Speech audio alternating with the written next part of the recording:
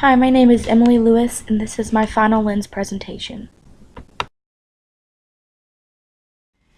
For this video, I will be comparing and contrasting the lenses or the viewpoints between myself, Mark Drolsbo, deaf of deaf, deaf of hearing, and deaf plus regarding language and learning, cognition, family dynamics and socialization, as well as identity.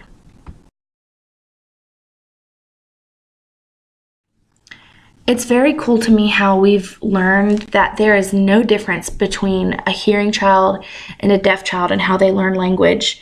If they have full access from birth, then they're going to develop just the same as each other, which is really cool.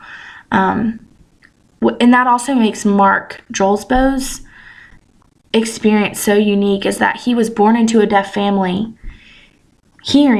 lost his hearing, but still was forced to use oralism and had no support from his parents to intervene. But another thing that we've talked about through the semester is that no matter whether you're hearing or deaf, communication is vital to any aspect of life, especially learning.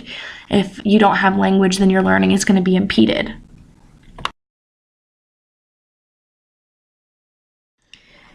Because cognition varies so widely already among individuals, hearing or deaf, when you think about the cognition variations between deaf individuals is even more varied because, like I mentioned earlier, family plays a huge role in that, in language and learning style and whether or not you have access to that language.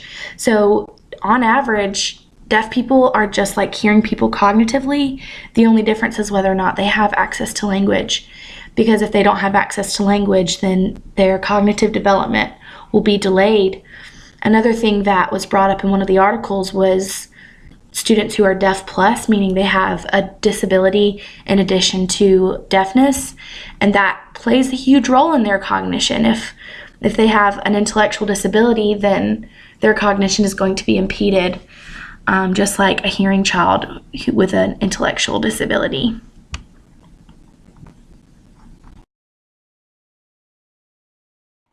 One of the things I found really interesting this semester was the difference in family dynamics. I never really had to deal with that issue.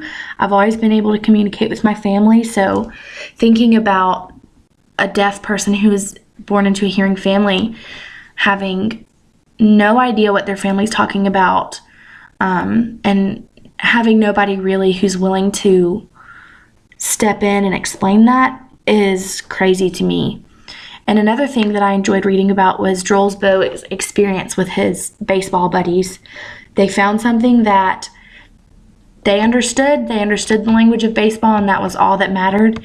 And so I think that's really cool how children interact, whether they're deaf or hearing.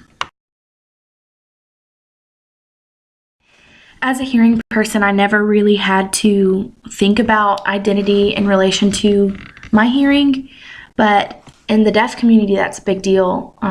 We've talked about big D deaf versus little d deaf, and it's typically the deaf people born into deaf families, grow up around deaf culture, deaf community. Those are the ones who are kind of born into capital D deafness, whereas the deaf people born into hearing families may struggle with their identity for a long time before realizing who they are and may relate more to the hearing world.